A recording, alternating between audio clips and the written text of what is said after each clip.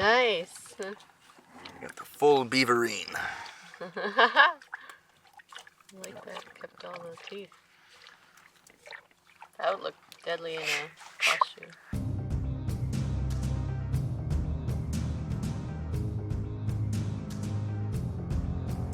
Six strangers must return to the wilderness, paddling the old trade routes of their ancestors in northern Ontario. Surviving for 25 days with no modern technology.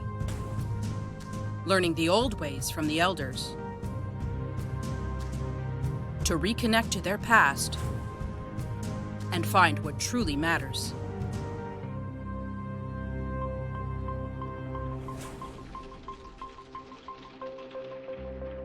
Maintaining their processing camp at Big Rock, the adventurers are finding their rhythm in the lifestyles of their ancestors.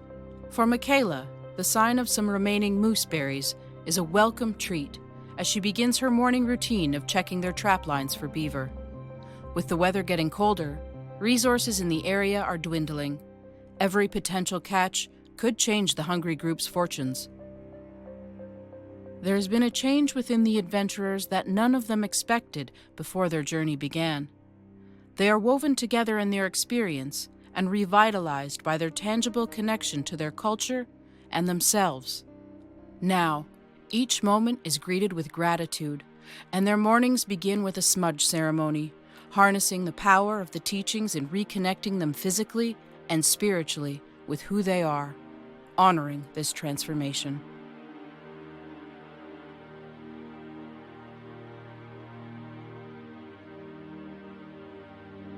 With the end of the journey on the horizon, their commitment is stronger than ever. But yet again, the lack of food is impacting everyone.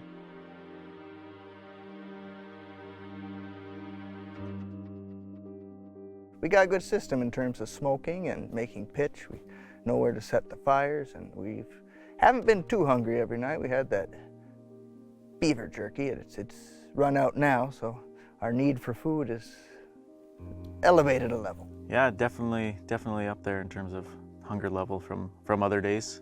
And I think part of it is because we had such good days. You know, we had a lot of beaver over, 3 or 4 days, right? When we were the first few days here. So we were eating, a nice supper. And then we started with a good breakfast of beaver. And then we had jerky and, picking at the jerky as it's smoking. So we were eating pretty consistently. We all got pretty groggy and we're super tired for a good couple days. This hill, it's only, 7 steps up the hill near our camp. And it's just taking a lot out of us. It's tough to lift our feet. We're having to go into the bush, check snares, jumping over logs. And it's just like at the beginning of the week when we had food, we were able to jump up on the log, jump over, no problem. Now it's like, you swing a leg over, kind of sit down, swing your other leg over. It's getting tougher.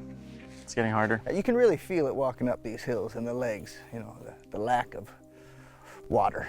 We still have the fishing net out. That's been out there for days, and yeah, it's not working out for us. The net hasn't been a success at all. We haven't caught one fish in the net, and I don't know if it's the net, where we're putting it, or what. So Michaela's out right now checking her traps, so she's pretty far out. She's burning a lot of energy, so I'm sure she's really hoping for a beaver, because the last few days it's just been her going out by herself.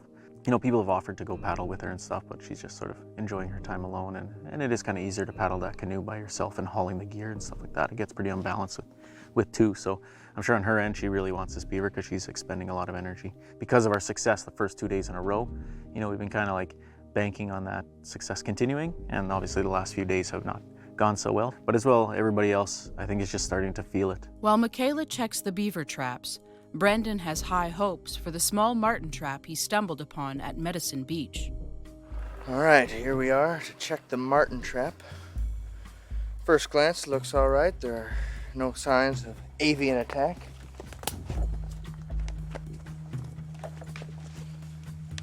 Oh, that's depressing. The piece of liver I left there is still there.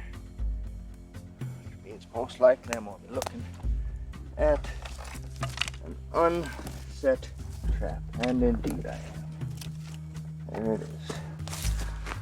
The bait's still glistening. But, at least the bait wasn't stolen like last time, so maybe we could use it again. But yeah, I I still want to see if this martin trap is all it's cracked up to be. Or martins are just too smart. I think that's an interesting thing. This one piece will make 52 layers. Watch on mobile devices or the big screen. All for free. No subscription required. Download Veely now.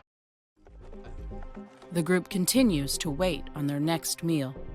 With their snares and fishing net coming up empty, the group's only chance for a meal rests with Michaela's long paddle to check their beaver trap. There is a sense of anticipation, you know, for us anytime that she goes out to check it. Nice. That's a good one. That's a beaut. For the first time in days, the adventurers have success. Although the season is changing and their skills are modest, the group are continuing to impress with their ability to survive. Michaela's return draws everyone's attention. Hey guys, my wild fam. We have a feast. We have a feast? Oh, Nice. feast tonight. Oh man. Yep. Got some beaver. And I also got this giant northern water grub. They got lots of protein in them. what? Giant northern water grub. Wow. That looks tasty. What the heck is that? I'll take a bite of that. Beaver and bait. Beaver and bait, yeah. And I definitely want to try the beaver tail tonight. Try roasting on a stick. Instead of just burning it on the fire? Yeah, instead of burning it. Get a little bit of fatness, I guess.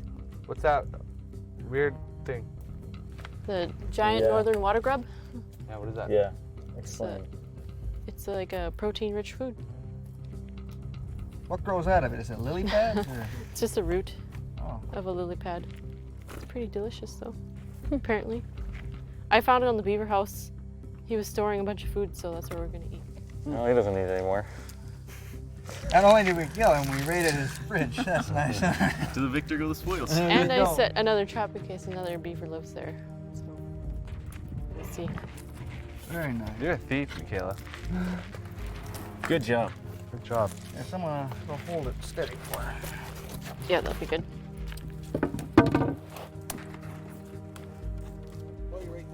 This is lily pad root. Lily pad root. It's a starchy plant. So we'll cut it up, boil it in the soup, and try it out. Yep. We'll see, I've never had it before, but it's like potato or something. Scientific name, please. Hungry, the adventurers are willing to try anything. Hungry enough to eat these things.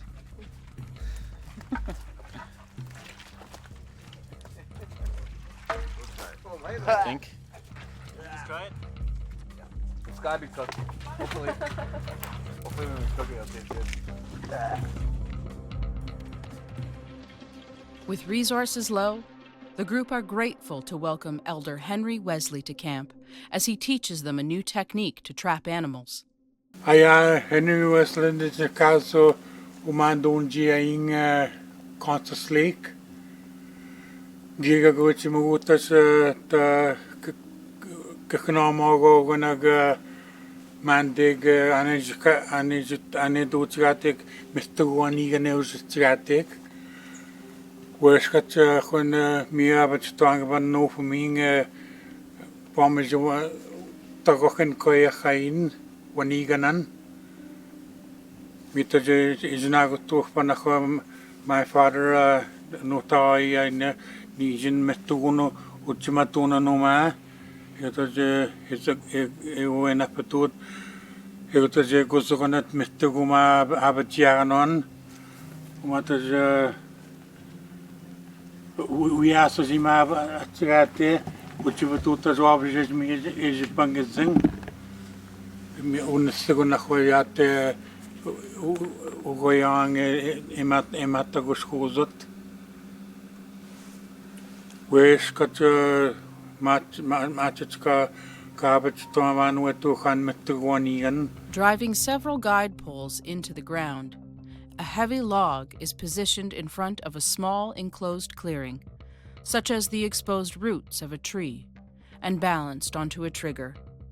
Tying string around the trigger and baiting the other end creates a release, dropping the log when an animal tries to pull it.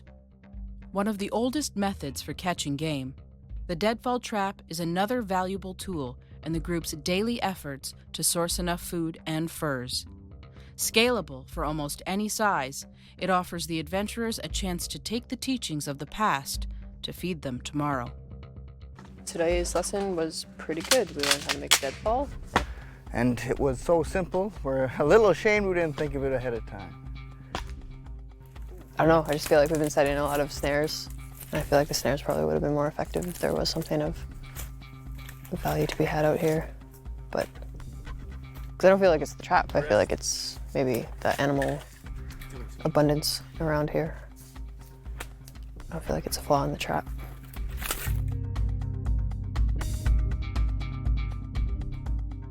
Despite the morning's beaver success, the group have experienced enough to know that they must constantly be moving forward and working on securing new resources.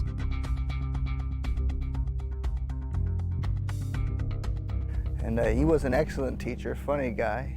He's the kind of guy who can sneak up on a wolf and kick it before he has to shoot. No, he was very informative. Something with that easy to pull, but those things that are hard. Been doing it for a lot of his life, so I mean, it was very interesting and again, so simple but so effective. So we've set our traps down by the water and hopefully we get something tonight. So we've been setting metal snares trying to catch anything with no luck. Have any advice or pointers? You mean for rabbit? Rabbit, squirrel, marten, Yeah. anything at this point. You just put a small thing like that on a rabbit trail and put your snare in here and make a fence. He'll catch him easy. A good meal, that rabbit. We don't know that yet. You know, there's a little bit of a shift right now in terms of energy levels and those types of things. So, you know, we caught a beaver now, so hopefully spirits will be up a little bit more in this evening, and hopefully we can have a good night here. That night, everyone reacted to their new grub meal the same way. Actually, beavers don't defecate in their living area. I read that. Oh. They're one of the species that. How's it taste? Oh, so bitter. And she loves gross food. Yeah, We're no screwed. doubt. We're screwed. Yeah, let me get it out, Dixie. No, that's terrible. Well, Oh, go. I think this is what made Let me try. Almost everyone. It wasn't bad. Like, I didn't think it was that bad. Y'all think it was. You're crazy. You guys thought it was nasty. I don't know. Well, I don't know. It wasn't that bad. Like, it was edible. oh my god, those little lily pad roots were so gross. They were so bad. I think with a little salt, I think that lily pad root would have tasted all right. I believe in the power of salt. Yeah. That would have needed some, a brick of it. To me, it kind of tastes like a Jerusalem artichoke. Like it's real bitter, but it's like 10 times more bitter than that. Didn't taste like any vegetable I ever ate, so. And I was thinking about that though. I mean, we stole it from the beaver. We don't know how long he had it in Yeah, his den exactly, fermenting. You know, he Yeah, could like it sure. rotten. Who knows? Like You bitter can- doesn't even describe it. Yeah, I it's feel like you'd eat anything if you were hungry enough, but it was pretty bad. I can't imagine keeping that down. I don't think the group knows how you did it. Went back for seconds. It boggled my mind. wasn't that bad. I couldn't even stomach the first bite. Yeah, you spit it right in the fire. And then everyone just threw it all in the fire. Awful. Sour also, bitter and sour. Whatever. Made better kindling than it did food. Yesterday I had a really rough day. Past couple days actually, you know, just no food. Just feeling frustrated about my traps and this whole situation. I just expected something totally different. And then Caleb said to me, because I was having a rant, you know, this is a terrible situation. I was being really negative, and then Caleb said to me, he's like, you need to let go of your expectations. At first I thought she got angry because she kind of just like stormed off, but, well, not stormed off, but left. And then I figured that it just kind of went in one ear and out the other, like usually people in the city do. Like, I was kind of like, what kind of advice is that? Stormed off, and then I really thought about it. I was like, yeah, you know, I really do have to stop expecting certain things to turn out in certain ways. And I have to live and just do what I do best. And that is, collecting firewood, get up early in the morning, making tea for everybody, and setting beaver traps, paddling, just keep doing what I'm doing and just do it the best that I can and not expect anything more than that. Just live each day as it comes. She came back and she was fine, and she said thanks for the words, and then I was kind of surprised by that. I just really talked to myself and got myself pumped up again. It's because it's really easy for me to sometimes get in this negative spiral, but then I was able to actually get out of it. Caleb had some pretty wise words, very simple, no expectations. When you just release all of that, you just feel like you can live more in the moment. So I like that. I'm usually pretty chill anyways. I thought people kind of just walked around me, sort of thing, not actually listening, because sometimes I say a lot of funky stuff, I guess.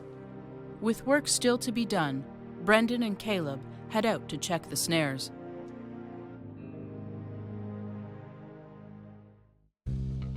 Caleb!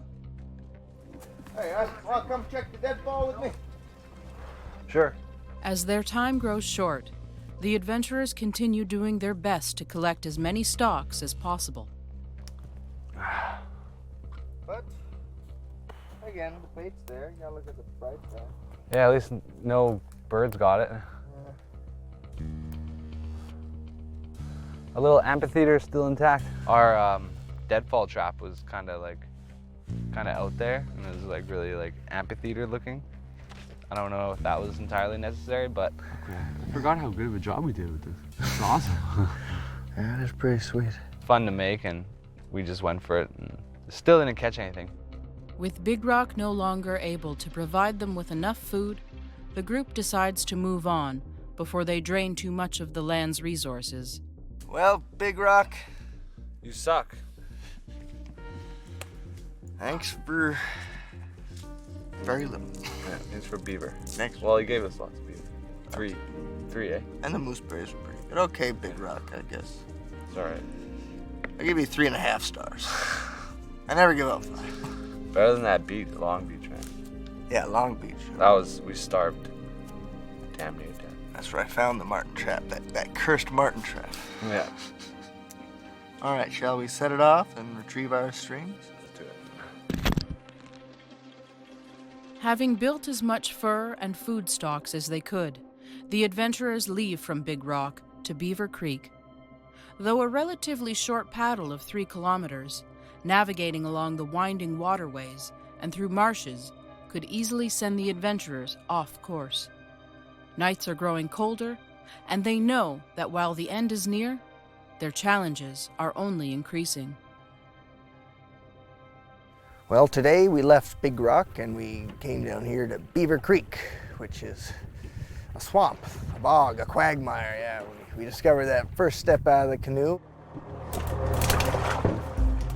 Ebony went down to her knee. Well, tried to come ashore and stepped in mud. It went up to my knee. I said, Ebony, I'm coming to help you.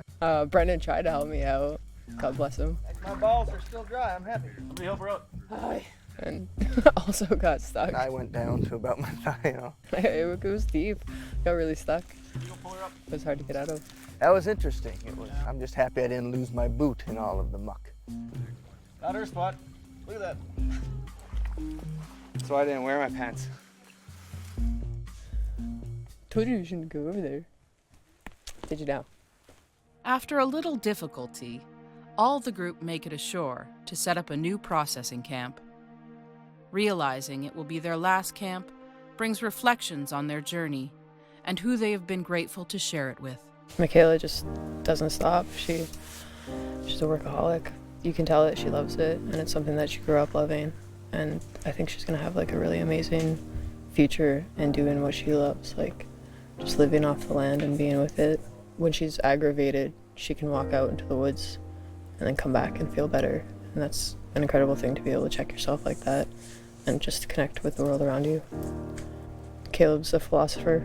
He doesn't realize it, but he is. I don't know, he has a lot to offer, not just in terms of artwork, because he's an incredible artist, but he has a lot of sage wisdom, and I feel like that's gonna help his life. Like that calmness that he brings to the situations is gonna help him. And everyone adapts differently to their jobs, and so in terms of work, it's all the same. But everyone, that's their medicines. You know what I mean? Like Tim's really smart. He learns things. He's the communicator, I guess. He's the one that's able to bridge those gaps between people and kind of talk and just make everyone feel included. Brendan's just an awesome guy. Like, he's so skilled. He's got so many skills that are just gonna carry him so far. And like that, none of this stuff has gotten him down. Like I've never seen Brendan once down yet, and that's like an incredible feat. And he's just so talkative and charming, and like it's just amazing. Good memory.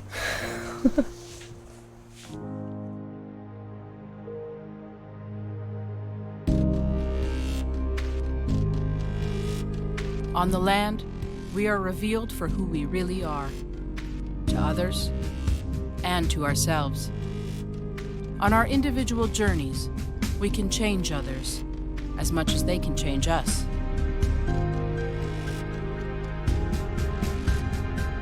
Are we brave enough to take what is in front of us? Can we hold on to what came before?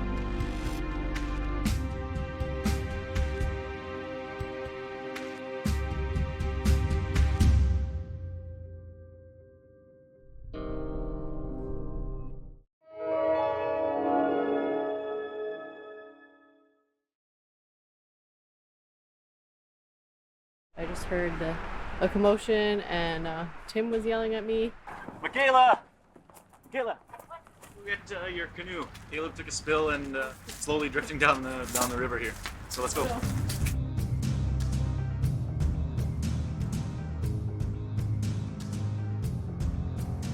Six strangers must return to the wilderness, paddling the old trade routes of their ancestors in northern Ontario.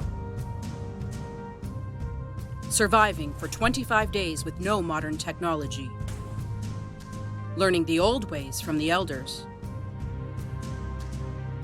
To reconnect to their past and find what truly matters.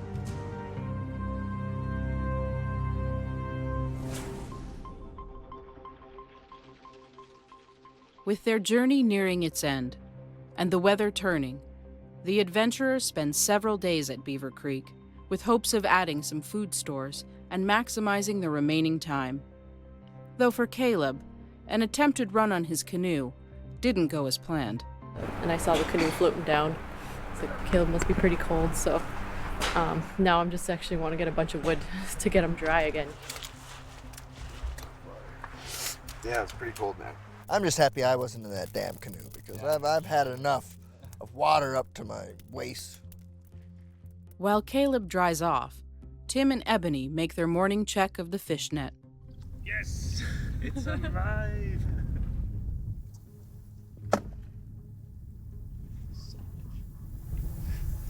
He's dead now. All right. Meanwhile, Brendan has taken the role of setting snares and deadfalls at every opportunity and hoping of landing rabbit or other small game, until he hears the good news. The meat bait, because squirrels go for meat too. Hey Tim, did I hear that right? The net worked? The net worked. The net worked, man. We got a fish. An eventful morning, combined with the end of the journey in sight, fills Ebony with a sense of appreciation for everything they have experienced and each other. Every person in the group that is around me has like a really tremendous and amazing gift that they have to offer. And even just chilling like around the camp at night, we just have a laugh all the time, and everyone has something awesome to say. Everyone's got an awesome story to tell. I'm looking at their qualities, and they have like amazing qualities. Even Gabrielle did. Like, I'm not gonna say she didn't. Yeah, just wondering what I offer. Like, I'm not really sure. All right, quit playing with our food. Up through the gills, and then you can just tie it. Out his mouth. All right, fish stringer.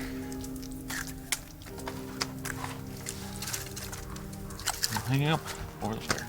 With some food already secured, Caleb and Michaela head off to check the beaver traps, while Brendan returns to some of his I deadfalls. think the most important thing is dry wood for the top.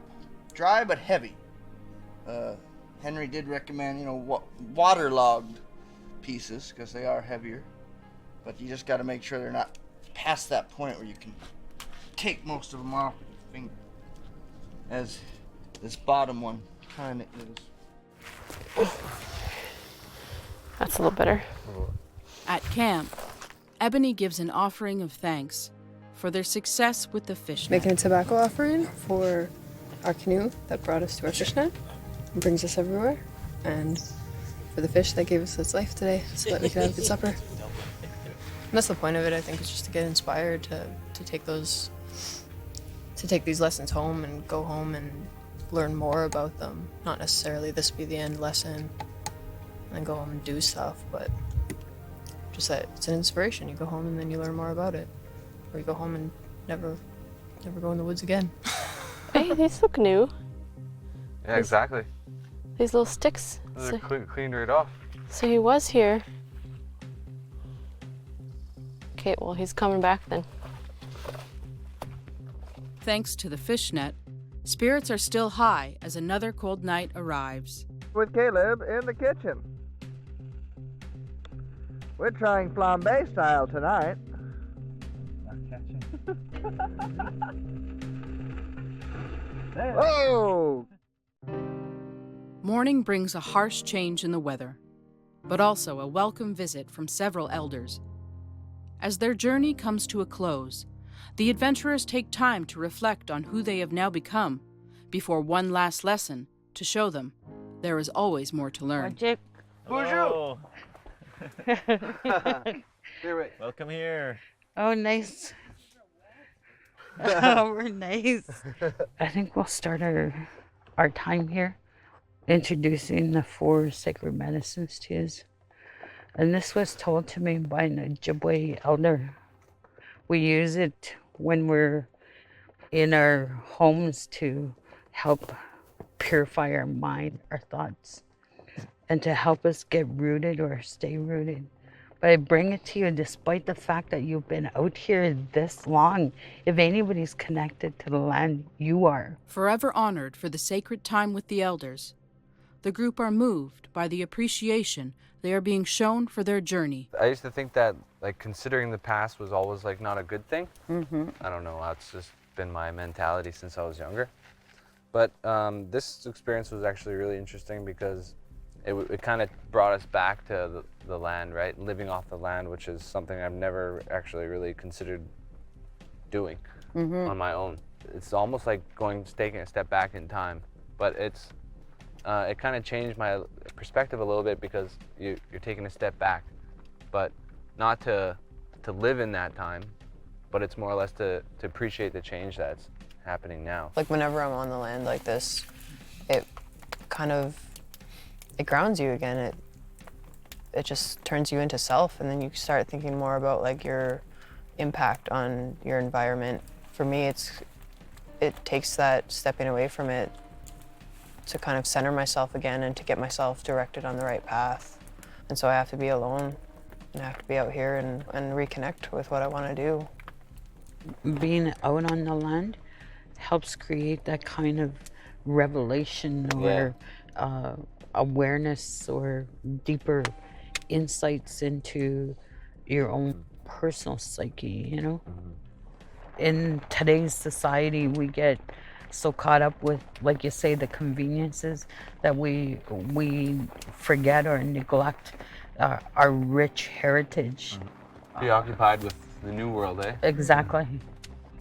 But we've lost so much as well, and you guys have spent this time recapturing some of that, and even the building strong relationships amongst the people that you're with. I mean, I really admire you because you're resilient. Very strong, very strong. I think what I want to do is go find more elders to learn from. I mean, always had identity issues. I know I don't look native, so I want So this is really the longest exposure I've ever had to my culture, you know, because my both grandparents were in residential school and it wasn't top priority with them, you know, just getting out and surviving was there. So I'd like to go home, label everything in my, you know, Ojibwe, so I'd start learning more of the language, and I definitely plan to seek out more knowledge. And this has given me the street cred kind of thing, you know. I'm not worried about proving it to others because I proved it to myself. It's gonna be like what I'm gonna take home is just, I'm gonna try to make an effort now to do more. Like my mom was very involved in traditional teachings and medicines and stuff like that. And I think for me it was just like a personal thing that I didn't want to do it, or that I felt disconnected from it somehow. And being on this trip has kind of made me realize it's not about the people involved, it's about yourself and about how involved you're willing to be, and that it really doesn't matter what other people think about it. Now that you've involved yourself in it, you can ask the right questions. And I've made peace with my personal problems, I guess. And so it's not about ego anymore, it's just about spirit. That's what I'm going to be taking home, is learning just to be more calm. And even like the prayers that you're saying today were really getting me emotionally, thinking, you know, how to come at things with a good heart and with, you know, clear eyes, and to speak with good words, and how to do that every day, cleanse yourself.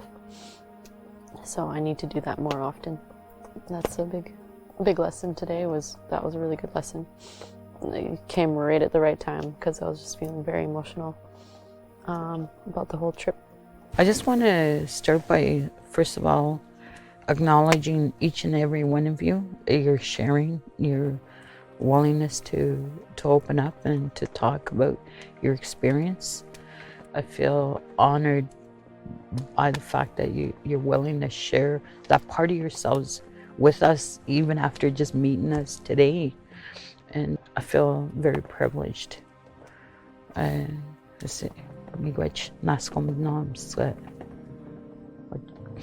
I sit here and listen to the things that you've shared, there's a point that comes to me from all the sharing that you've done, is that learning is a lifelong experience. And this is a teaching that my grandfather had passed on to me as well.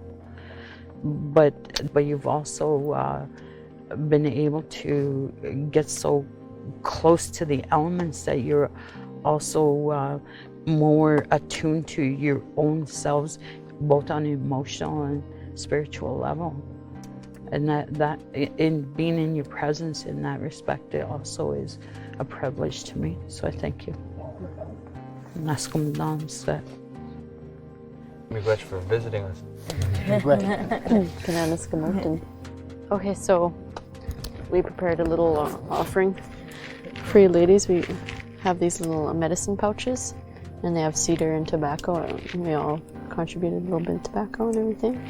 Oh, So wow. one for you, and one for you. Thank you. And I used a little bit of the snare wire. Mm-hmm. too. I noticed.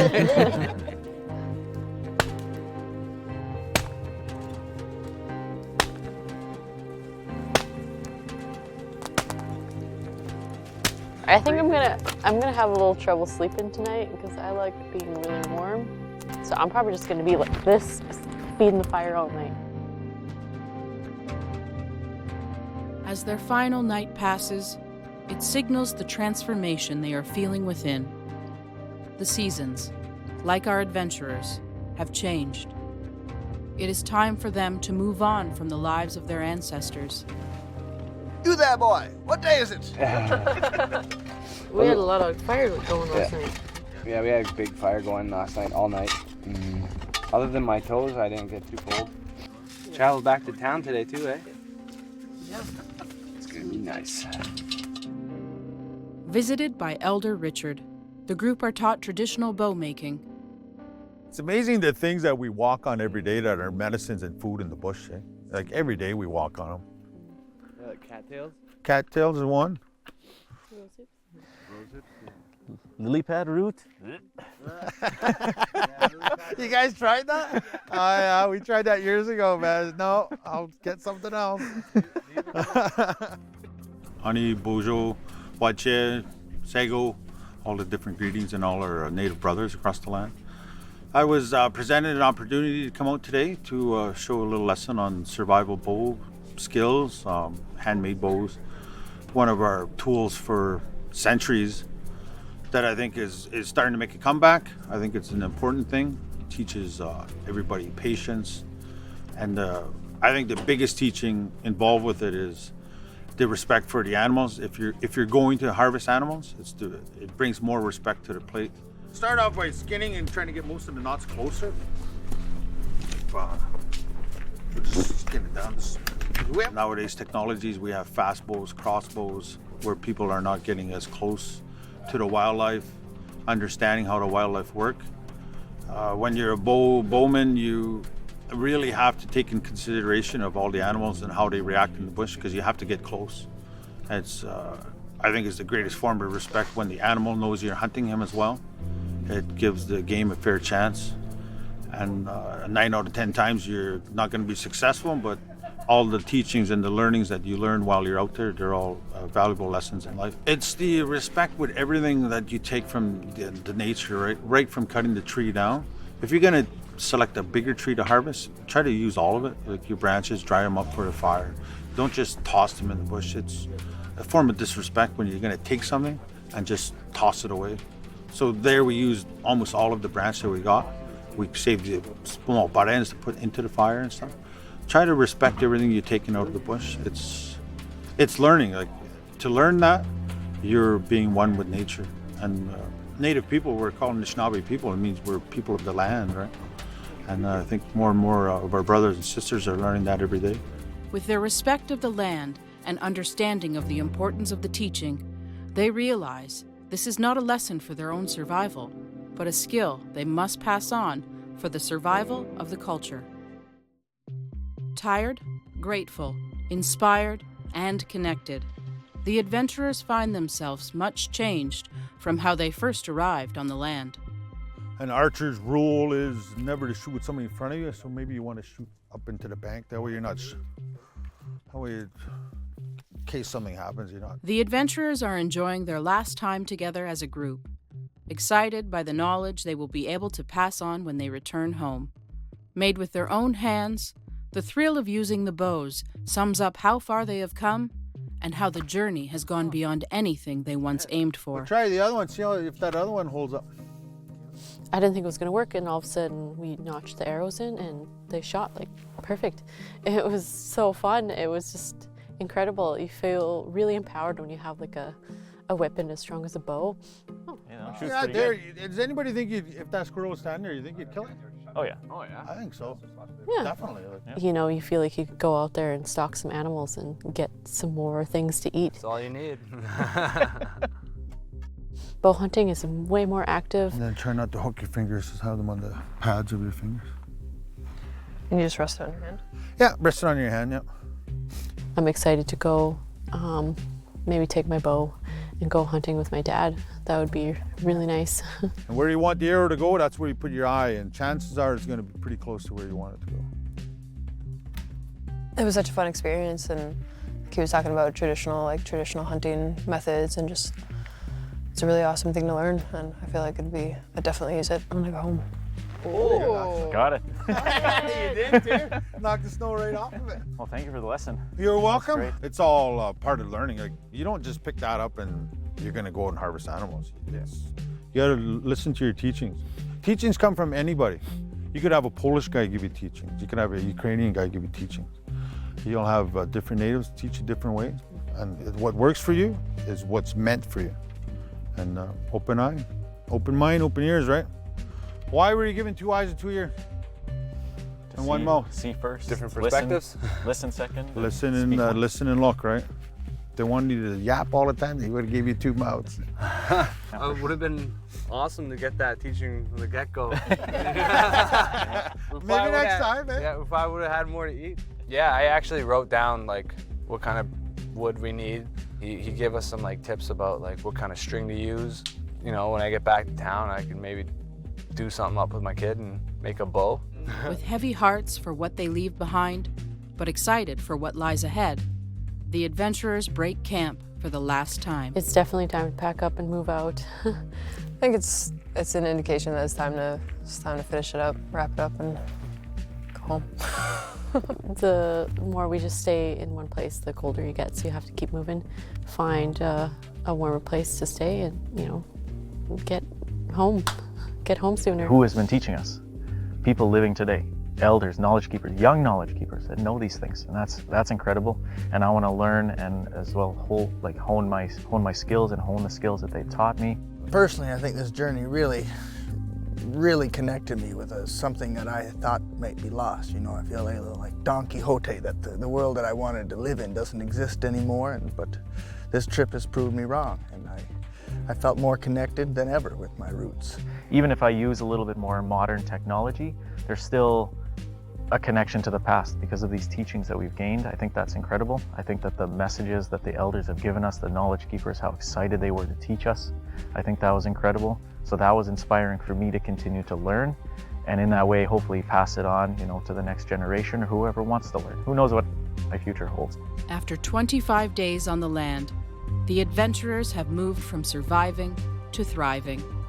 Though they have learned much, their most valuable teachings are in knowing that the journey does not end here, and becoming part of their culture, tradition, and the circle of knowledge was always their own choice to make.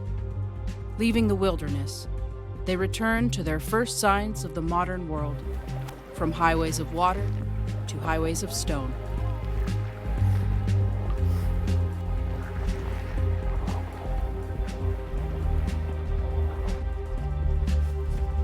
I see canoes. Watch here, welcome back. Welcome back. Welcome back.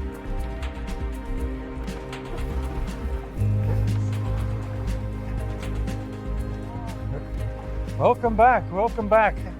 Welcome back. Stepping out of the wild, they are honored to be greeted by Chief Rick Allen of Constance Lake First Nation. Big hole. Watch out, Michaela. Michaela, move it.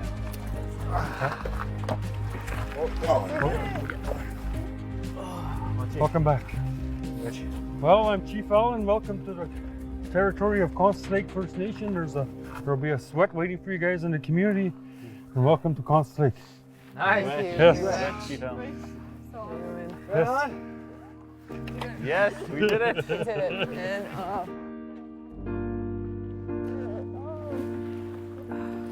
can we just leave our canoe here?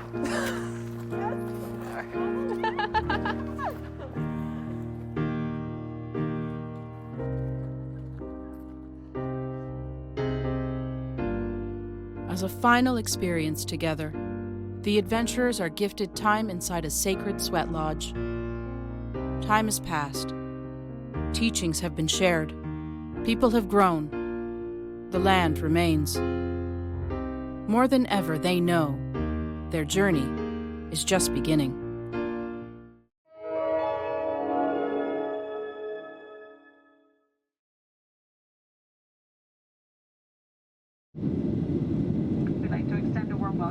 So I've just arrived at the airport in Toronto, and I was so excited I can hardly breathe. Can't wait to see everyone. I've got butterflies. Just kidding. Look at this. Oh, you're wearing it. Looks so good. Yeah, love it. Let's get us in there. Oh, this is so cool. Hello. Holy smokes, look at that bag. Huzzah! Jim, what's happening? Good to see y'all. Oh, you look beautiful.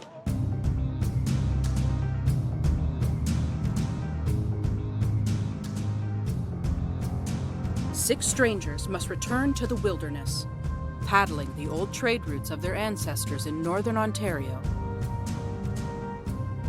Surviving for 25 days with no modern technology. Learning the old ways from the elders. To reconnect to their past and find what truly matters.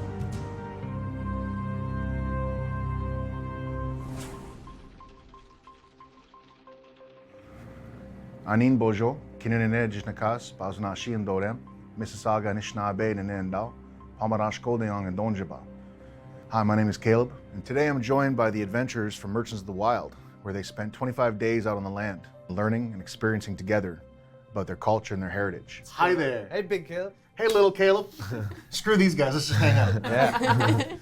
So, tell me about some of your experiences. Well, initially we weren't really sure what to expect. I didn't know what to expect, I didn't know any of these guys going out there, and I was a little bit nervous going into it. But slowly we were able to learn from the elders, and that was great to have elders come in and give us the instructions, to be able to acquire our own food, set up our own shelters, little tips and tricks on how to make our stay out there a little bit more comfortable. We did face some hardships, and I think we all lost some weight, which was... I didn't know I could lose any more weight, but I did. Yeah, as soon as I got back, I gained like 25 pounds within a month. I'm not even joking. That was like a pound a day I was gaining. It was crazy. Yeah, I blew up. And That's called nutrition. Yeah. The most difficult thing for me on the trip was adapting mentally to the whole situation. Like learning, how to survive off the land without any of the skills or tools that I would bring, and just having to learn something completely new.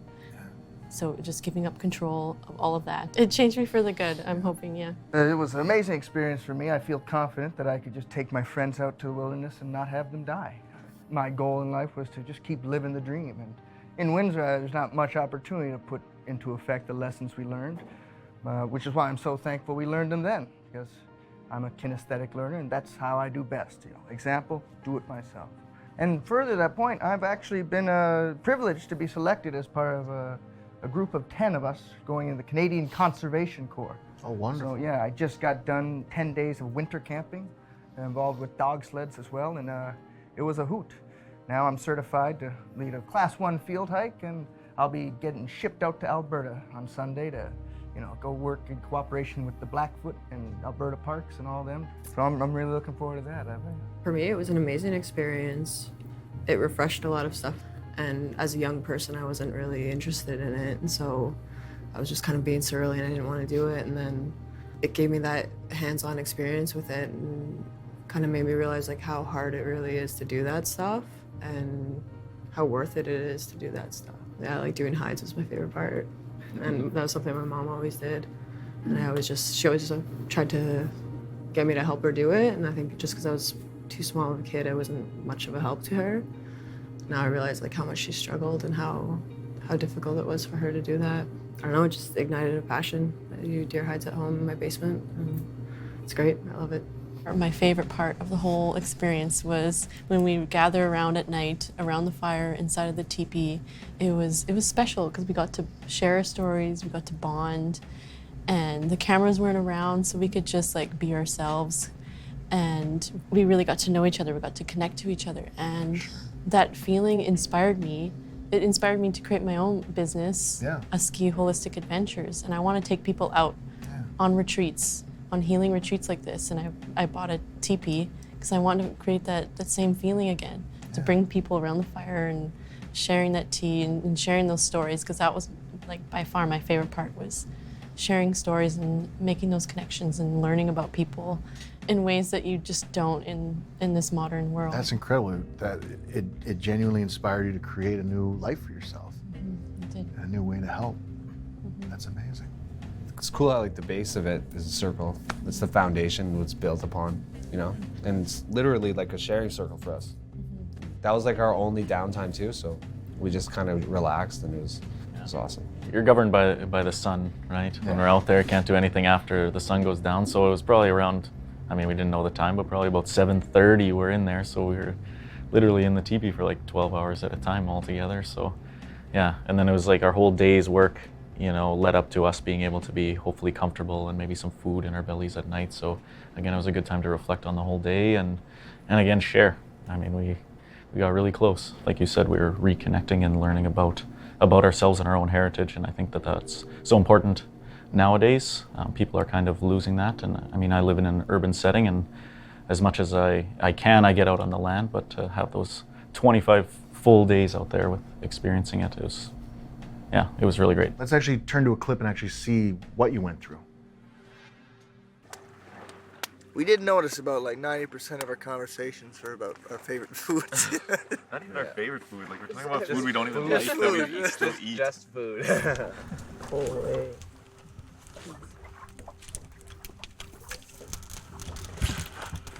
Why did nobody look impressed? What?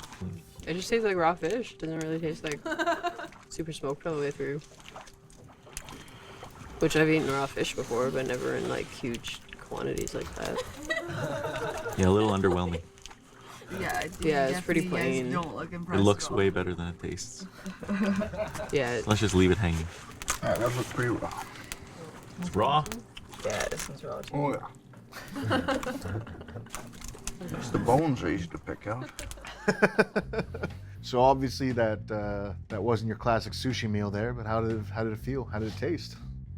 It tasted like survival. It tasted like we needed this fish, and it was provided for us, and we were thankful for it. You know, it could use some salt.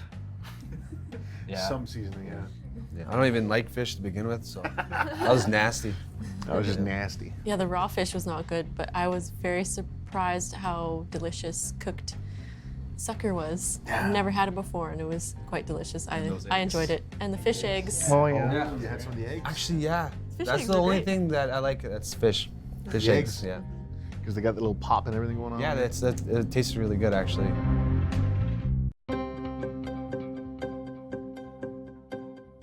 After reminiscing of their experiences enduring hunger together, the adventurers now have the opportunity to recall some of their successes.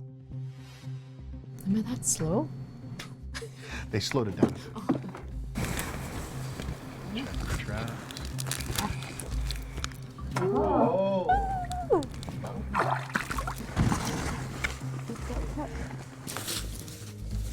Yeah!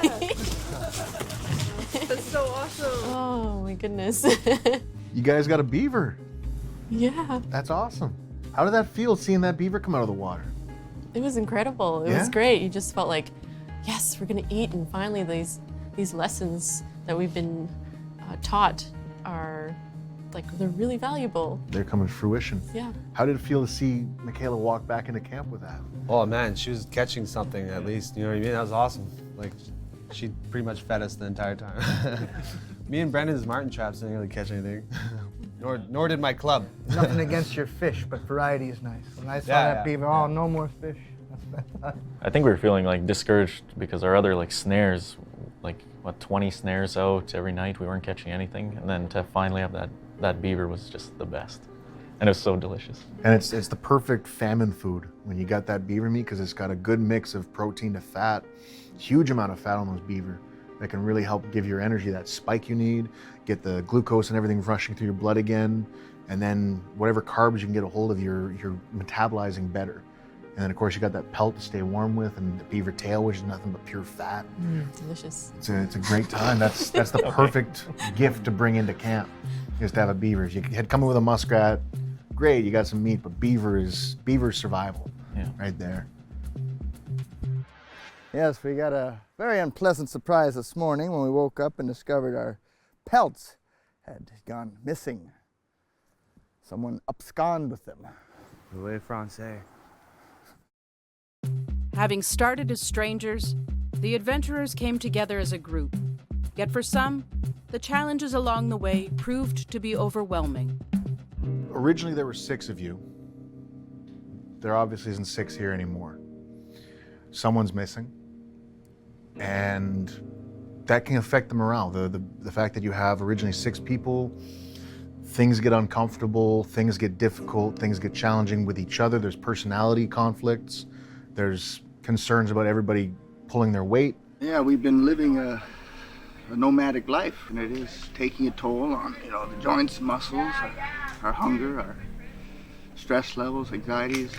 Well, Gabby had a meltdown yesterday. No, I'd rather starve to death than freeze to death. Thanksgiving weekend and Gabrielle's house, and nobody. Just kind of brought the whole attitude of the group down a little bit. So we try to calm her and assure her that, she can make it. Everything's all right. When it comes down to it, what was your morale like being out there on the land? Again, 25 days in a group of 6 trying to survive. What was that like in that sense? I think that's kind of where your sense of community comes from, is when you have to rely on these people, and each person in the group had individual skill that they kind of lent to the group. And so whatever they were good at, it just turned into their job. And then you kind of realize that that's how communities start. You're relying on these people because of what their skill is and because of what they offer to the group. And so you just kind of like start trying to foster your best self, like what are you good at and what you're not good at, and hopefully you get better and you can learn how to be helpful to each other. And so I feel like if you're not trying hard enough, I feel like that's where the kind of cracks in those relationships come up, and that's where morale starts to break down a little bit, get problems. Fair enough. Well, it was a case of us having 5 people doing the work for 6 people.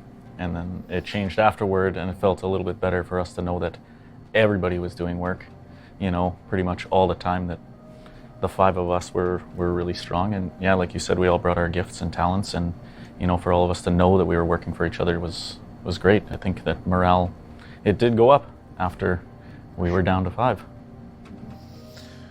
Interesting. Often when you hear somebody leaving, that usually causes the group to implode. In my experience working in the field, you have someone that wants to bail early, starts giving thoughts to any other people. Did anybody have those thoughts of heading out after that? Especially when I got hungry, I was like, man, I just want to go get a burger or something, but that's about it.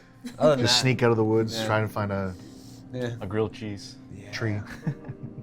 Before when she left, I was thinking about leaving myself. Really? And taking her out of there, because it was such a traumatic experience, and it was really hard in the beginning with 6 people. And I was like, maybe I should just deal with this and just leave with her. But I'm glad I didn't. Me too. Yeah. So are we. It was kind of hard, jumping over someone when you're trying to, get things done or get firewood, And there's a reality to all that. There's a reality to the fact that not everyone here and not everyone who isn't here grew up on the land. There's a disassociation between us and our traditional upbringings. There's a disconnection from who we are and our identity and who we believe we should be in the real world. And with all that, you have the concept of the reality that 2/3 of all Indigenous populace are in cities. They're in urban areas. And so not everybody hunts and traps. Not everybody gathers on the land. Not everybody knows how to paddle a canoe. And when you're raised, a huge majority of our children are in the system. They're in child welfare, they're in CIS in general, they're in housing, they're in homes. And with all that going on, connecting back to your heritage is really challenging. And it's difficult and upsetting in some ways. It can be very traumatic when it comes down to trying to experience gutting a fish, when it comes down to trying to skin out a beaver or tan a pelt, or even learning how to use an axe, or learning how to paddle that canoe and learning to deal with just the discomfort of being wet and cold. There's a huge, obvious reason for that, but we don't perceive that instantly. And it's really interesting to see you folks going through that on camera, experiencing that and showing that to the world, the challenge it is to be a modern Indigenous person in Canada, trying to reconnect. It's definitely my time to say goodbye, and it hurts to say that. But there's just only so much one person can handle, and that's it. So miigwech all of you guys, and Waminautige, we'll see you later.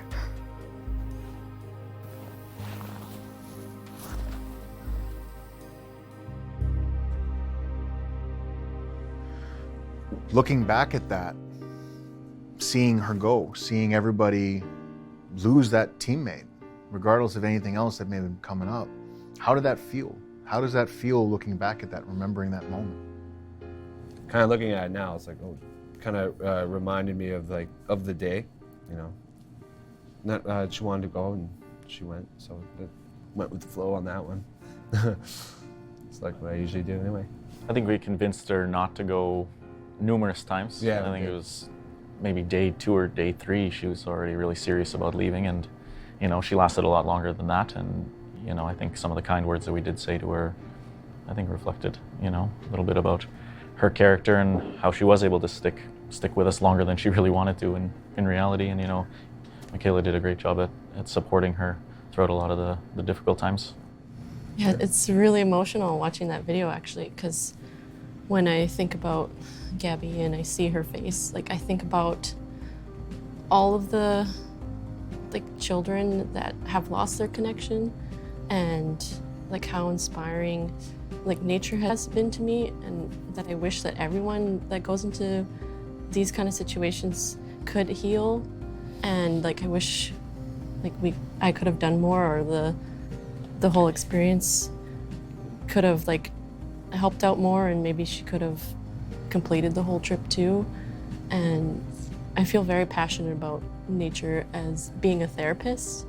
It also it brings up a lot of emotions in people too. The land is like you said, it is a therapist, but in a lot of ways a therapist's job is to poke and prod into those darker recesses of what you don't want to experience and what you don't want to think about.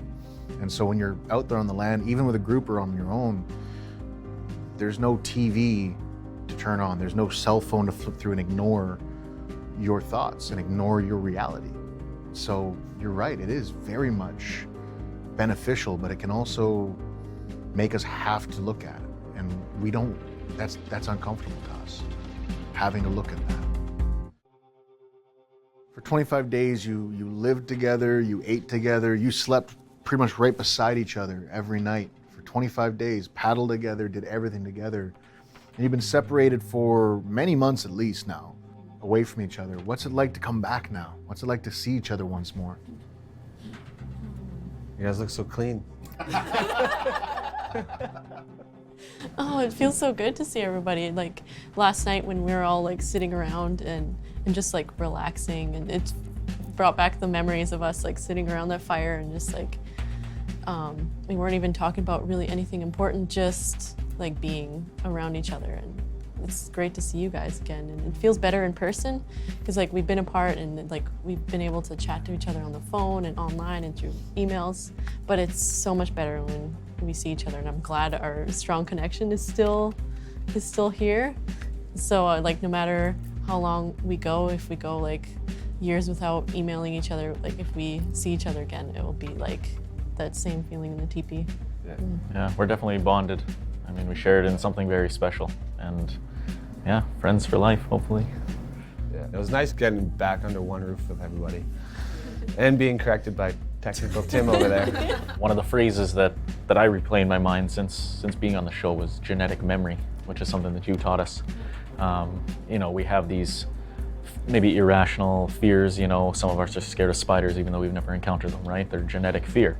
And the same thing that you taught us with genetic memory, that we have this innate ability to, you know, potentially live off the land, and that we carry these lessons with us. And I think that was one of the coolest things that we learned out there. Watching you guys out there, watching all of you, from learning how to make fire, learning how to patch a canoe, or making shelter, or processing fish, and setting traps for animals. That genetic memory, that concept, it's not that you're learning this stuff, and it's not that you're trying to preserve this stuff. You're relearning it. You already know it. And more importantly, you're not preserving it. Preserving is what a museum does. Preserving is what you do to pickles. You're revitalizing it. You're bringing it back into a daily lifestyle. You're bringing it back to the forefront. And watching you folks grow every episode of this entire season would bring emotions to me, watching how excited you would get over things, or how upset you would get over things. And seeing the changes, it was genuinely beautiful to see. I want to thank all you guys for coming down together and sitting down with me and reminiscing and reuniting. This was a beautiful chance to see your side of the story, see you come back and look at it from a further lens, coming back to it from a different angle, and seeing your ideals change and your lives change from everything you've done and the healing that's happened in your experiences since then. Thank you so much for this. Thank you so much. Miigwech. Thank you. in every lesson, we find a way to reach tomorrow by connecting to our past. Braided together, we show our strength in unity, enabling us to use Mother Nature's gifts. Will we reconnect to the land that has blessed us for generations? Who we are is not lost. Who we can be is our choice.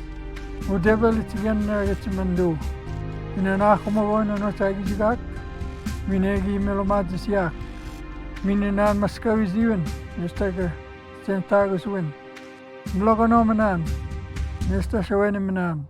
Anut nesta kagige. Hinabu agige gegon. Anut tayan. Melomatis yak. Anut agizigak. Anut nesta kagige. Mingwes kechamandu. Mingwes kechamandu.